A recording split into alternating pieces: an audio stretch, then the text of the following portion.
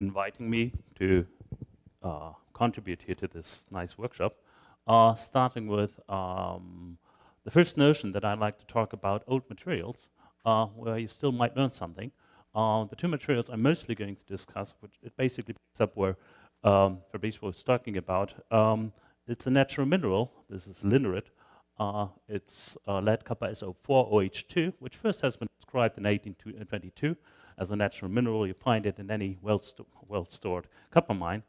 As well, the second material I'd like to talk about as well you find in nature, which is atacamite copper 2 ClOH3, first described in 1802. And all these materials belong to this larger class of materials that were referred to already earlier, that is something like atzerite, Herbert Smithite, capellasite, and so on. All these are natural minerals which for some reason have been known for years or decades already, or centuries, but which haven't really been investigated in detail. And only now we're starting to look into what is going on here.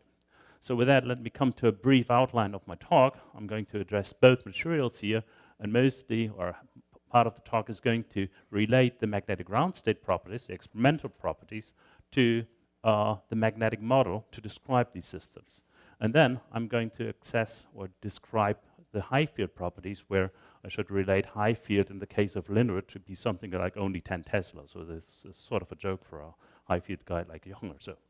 Now, starting with the motivation for linarite, it's an issue about magnetic frustration. And the most simple idea you can have about magnetic models is you have a spin chain. And whenever you have a spin chain, of course, you have a nearest neighbor magnetic coupling, J1, but you're also going to have always some sort of next nearest neighbor coupling, J2. If it's going to be relevant, you have to see. But if you just take this basic idea, then you can ask yourself, what is happening if I have J1 being antiferromagnetic, J2 also being antiferromagnetic? As you see from the figure, here J1 is happy, but J2 is clearly not happy. So a priori, you don't know what the ground state is going to be. Actually, the same is true if you assume that J1 is going to be ferromagnetic, J2 is going to be antiferromagnetic. Again, if you flip this spin here, then J1 would be happy, but J2 would not be happy. So whatever you do in this configuration, you don't know what the ground state is going to be. Question is it going to be relevant? And it turns out that there are a couple of materials where it is relevant, in particular, the so-called edge-sharing copper chains. And the element, the structural element that comes into play here is that you have copper ions here embedded in this sort of oxygen square, and the nearest neighbor coupling is then provided by a close to 90-degree oxygen bond here, which is either antiferromagnetic or ferromagnetic, and the next nearest neighbor coupling is provided here by this sort of stretched copper-oxygen copper bond. And in this situation, you end up with a case where J1 and J2 are sort of similar in order of magnitude, and where all this might be of relevance. Because that has been known for years, theory, in particular on behalf of theory, this model was studied in quite some detail, starting, for instance, or relating here, for instance, to the year of 2010. So you just write down the Hamiltonian, nearest neighbor coupling, next nearest neighbor coupling. We want to look into fields, so there's a Zeeman splitting in there. And based for this Hamiltonian, there is then a prediction with respect to the ground state properties. Look first at this arrow here. Here it is measured the relation, or the ratio between J1 and J2, so it's a measure of the frustration. And here, right here in the situation where you have very large positive values of J1 divided by J2, so J1 is antiferromagnetic and very positive, so it's going to win, so everything is antiferromagnetic. Here we're in the negative range, large negative values, so J1 is ferromagnetic, very much larger than J2, so everything is going to be ferromagnetic.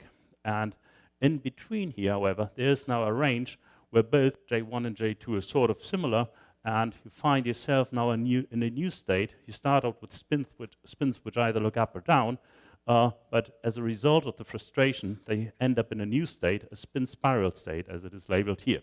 And you see already there are a couple of materials which are thought to reside in this range here. Just as a side note here, you can work on this model in more detail and look, for instance, at issues like local anisotropy and so on, and then you get even more complicated magnetic phases, although I'm not going to discuss this here in more detail. Moreover, we wanted to think about or discuss what is happening in a magnetic field. Again, this has been calculated already in 2006. Here work Heinrich Meissner, Andreas Honecker, Timo Wickower, where they argued that if you just numerically calculate the magnetization of this sort of J1, J2 chain, then you consistently find here steps in the magnetization where the change of the magnetization is not by a single spin to flip, but where you're going to flip a multiple spins. And so the argument was that there are new states here in high magnetic field.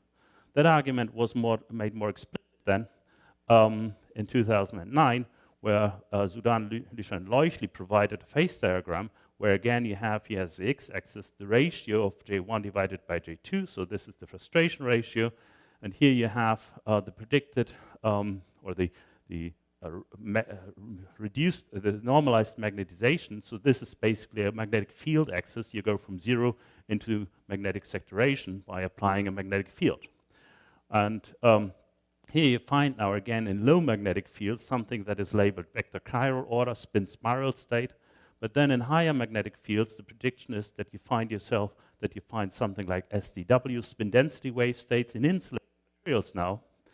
And in highest fields just prior to saturation, you find now completely new states, which are called the octopolar, quadrupolar, and so on, multipolar states, which I'm just illustrating here with a simple plot. So multipolar states are basically new ordered states where the order parameter is written down here. It's the spin correlator of neighboring spins where you subtract the trace, so it's the off-diagonal order of the spins. And so here's which produce, as it is indicated here, new types of states, a quadrupolar state here on a two-dimensional lattice. Now, these types of states have so far never been really established. And so there's an issue about, can we find these states? Can we establish that they are there? Okay, so with this motivation, the question is there a material where you can try to understand or try to study this? And it turns out, for various reasons, that a linarite is one of the materials where you can really study a lot of these issues. The basic structural element, or the unit cell is shown here. The basic structural element is what I referred to before, this chain-like structure where you have copper embedded in these oxygen squares, providing you a nearest neighbor exchange path J1, a next nearest neighbor exchange path J2, and an interchain coupling between the chains will always be there. And of course, we first have to establish that this is really a J1, J2 chain. So we did quite some work using various techniques. In particular, last year, we had work using inelastic Newton scattering. Here carried out at low temperatures on a fairly small crystal. And without going into detail here, you can find the details in this work. Here you see now the experimental inelastic Newton scattering spectrum. The whole thing is ordered. Therefore, the intensity goes down to zero energy here. I'm going to come back to that later on. But basically, these sort of spectra, you can fit either using linear spin wave theory, and we come up with values like J1, ferromagnetic minus 114 Kelvin, J2, 37 Kelvin, interchain coupling with a ratio of J1 divided by J2 being sort of 3. Actually, we also checked by numerics, density matrix renormalization group analysis, work of Satoshi Nishimoto, who calculated for a finite double chain of the inelastic spectra, and he ended up with values which are slightly smaller, but where the ratio of J1 divided by J2 is basically the same. And all this leads to a situation where actually this is also in agreement with susceptibility, magnetization, actually also with band structure calculations. And it leads to a situation where actually the saturation field that we're working with is 10 Tesla. And this is the good thing. We can now study the phase diagram of this material and look at the behavior in the full temperature and field range. Okay, so with that, we basically have established that linarite lies right in between here in the middle of the interesting region. We're expecting to have a ground state, which should be a spin spiral. And we also expect that in this field-dependent studies, we should end up here in unusual phases. And this was the next step we tried to establish. Basically, what turned out is a challenge to theory, because the naive picture that you have is you start out at 0 temperature. The first thing you do is you switch on a magnetic field, go into saturation.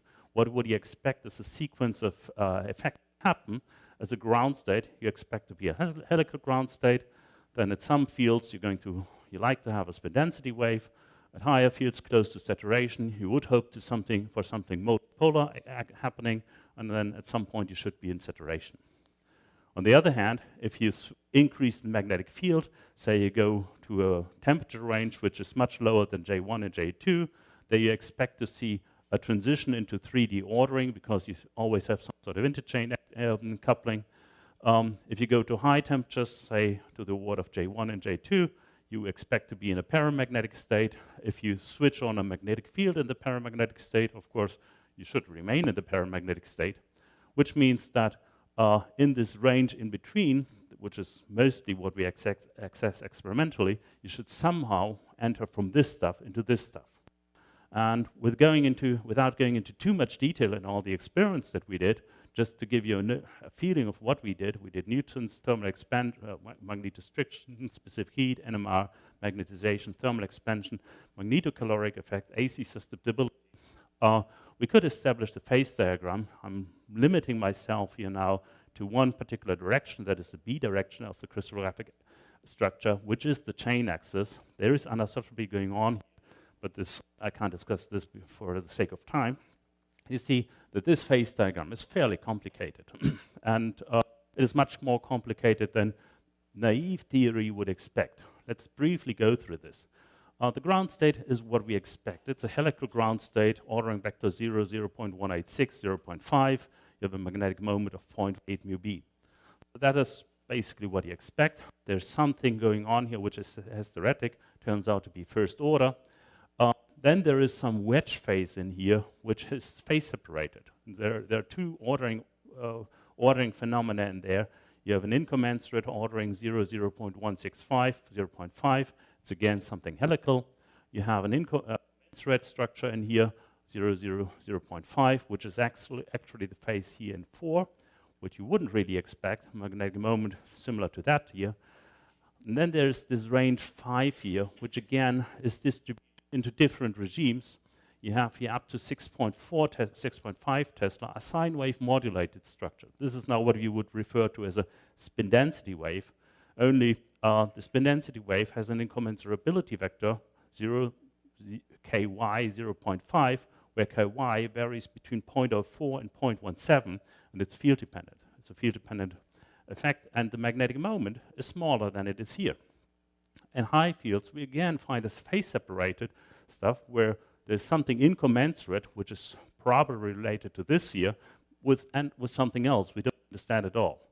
And if you look closely, I'm going to briefly, I'm going to do this. If you look closely, you find yourself here a region just prior to saturation, 9.6 Tesla, where we don't know at all what is going on. And I'd like to concentrate briefly on this regime here, because we just did some work recently trying to resolve that. As well, I should point out, all these phase borderlines are first order. So this is complicated, and it's certainly more than what theory predicted. And presently, people are working on trying to untangle what is going on here.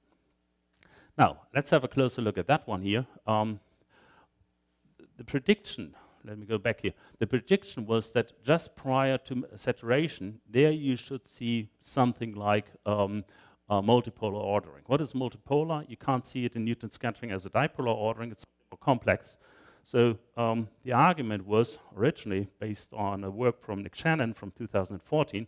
NMR should be the smoking gun to identify dipolar ordering. So we tried it in collaboration with the Paris group. And we went here really to high fields, low temperature. So we are in phase 5 here at close to 10 Tesla, a few hundred millikelvin. And what you see here, I'm not going into too much detail here, but what you see here is just, say, the local signal as measured by hydrogen NMR. And what you see here, this would be the external magnetic field, or sort of the reference. And around the external magnetic field, sort of, you see a distribution of what the hydrogen, sorry, this would be the sample holder, or should be correct. What you see here is a wide distribution of local magnetic fields, which basically says that within your sample, all the hydrogens see different fields. As a contrast, if we go into saturation field 9.6 to 10.8 Tesla, here you see, so in full saturation, everything is ferromagnetically aligned. You just see one line, just check here the different signals. NMR signal here is 1 order of magnitude larger than there. So there's one sharp line for 2 different hydrogen atoms, meaning that here in saturation, all the hydrogens just see one field, while just below, all the hydrogens see anything. So there's something very weird going on here in this range, and it sort of reminds what Jochen was talking about in terms of superconductivity, just a wide distribution of local fields. It's certainly not a magnetically ordered state in the sense that you cannot fit it with a spin density wave. In this range, we did, of course, Newton scattering. We could not see Newton scattering signals. We could not see magnetic Bragg peaks. So in this range, we see NMR signals. We don't see Newton scattering, and we see a wide internal field distribution, which is something. And qualitatively, taking everything together, the phase diagram close to saturation, if I just enlarge this region here in this plot, this is now the low temperature, high field phase diagram. You see that there is a range here, an undefined phase space between saturation and around 9.2 Tesla, where we don't see ordinary dipolar magnetic signals. The dipolar signal sort of disappears here at the red line, which would be the one where we see Newton scattering intensity. Up to there we see it. And where you would now expect that there would be sort of multipolar effects going on here. And so that is the region where we're going to focus on now in order to try to unravel this. So with that, this is a brief overview about what happens in something which appears to be an ordinary natural mineral.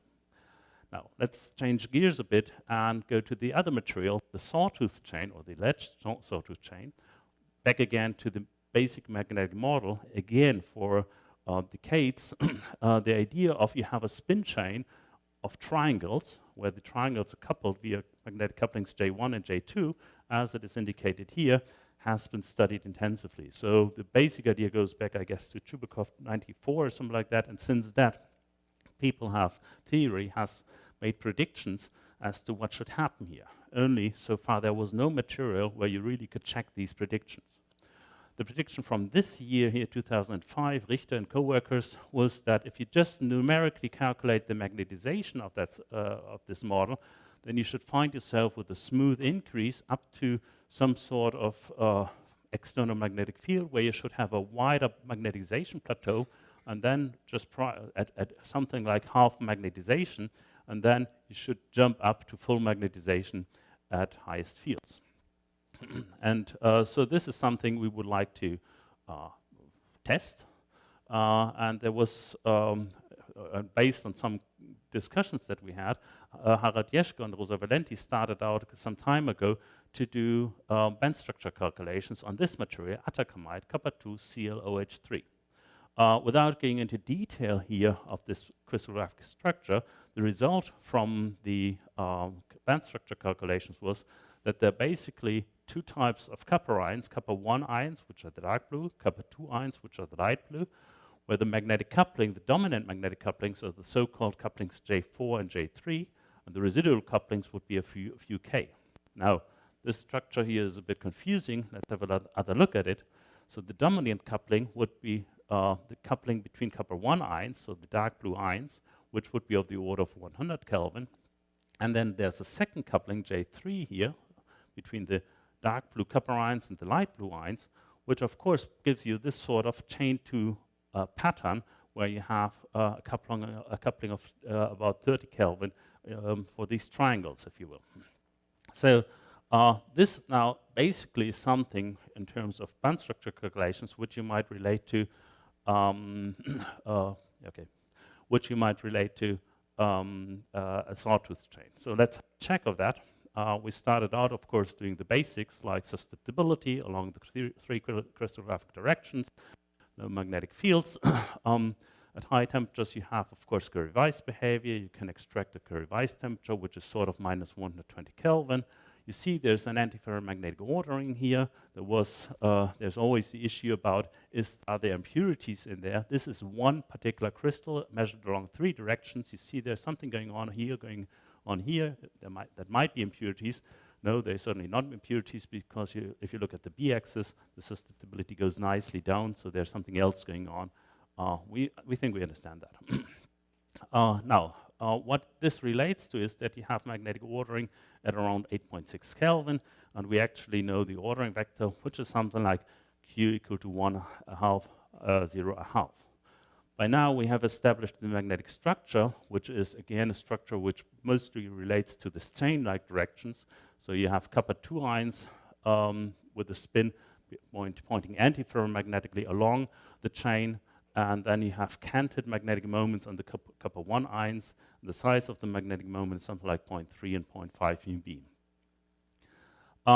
In addition, then we went to go or studied in detail the magnetic phase diagram. Here, intermediate fields, 13 Tesla, measurement of the susceptibility in 7 to 13 Tesla.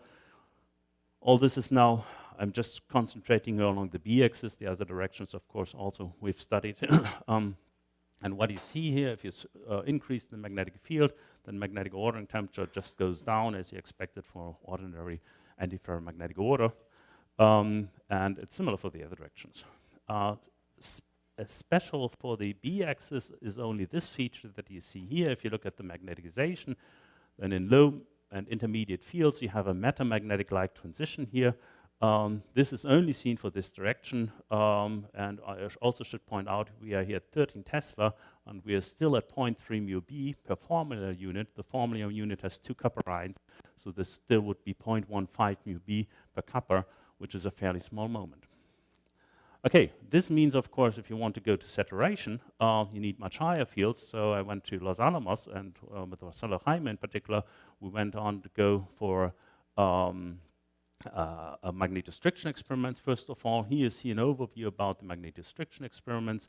A low temperature is 1.25 Kelvin here in red. You see there's sort of a quadratic behavior. Then something is happening here, and then sort of everything is leveling off. Magnetic order, I should point out, is in this range where you have all the scattering. So we're not really sensitive to the suppression of magnetic order here. But something is going on here in higher fields, which is not related to the antiferromagnetic phase. As well, you can estimate from these data, if you extrapolate all the different plots here from 1.25 to 12 Kelvin, if you estimate where they are going to come together, which would be here, the saturation field will be of the order of 70 to 80 Tesla. Now, of course, we were hoping for a magnetization plateau. Now we have the proof. The qualitative argument, if you just look at the magnetostriction as you see it here, the argument would always be that magnetostriction for the simplest models or simplest systems would be something like proportional to m squared in leading order. So that would be something here in the magnetostriction would be close to linear. This curvature also might be close to linear. So we went for magnetization measurements, and you see, in fact, here is the magnetization, and we find indeed here at 30 Tesla a nice magnetization plateau at 1.8 Kelvin in the magnetization at half of the full saturation, full ordering of the copper ion. And as you can see, we couldn't get into full saturation of the magnetization, which would be probably somewhere here. So with that, we end up in a situation where we basically have sort of how does the phase diagram look like. I have a picture like this. We have the low field antiferromagnetic phase here, which is for the B-axis specifically, is sort of suppressed at around 20 Tesla. And there's something going on here, a crossover feature, which is at around 30 to 40 Tesla for the different directions, on which we can prove is related to a magnetization plateau. There's a saturation field of 70 to 80 Tesla. So we really have plateau physics, and basically atacamite is now in our reading the first S equal to 1/2 sawtooth chain material, which we can now study in more detail and relate to theory. Okay, with that, let me point out that all this work has been performed in a lot of collaborations. All the people are listed here. Some of you might recognize sitting around here. But let me point out that most of the hard work has been done by the PhD students, Britta Willenberg, Leonie Heinze, Marco Schepers in Braunschweig and in Dresden. And I should also point out Kirili Rule and Anja Wolter, who both have been involved in all the stages of this work as collaborators and initiators of this work. With that, I'd like to thank you for your attention.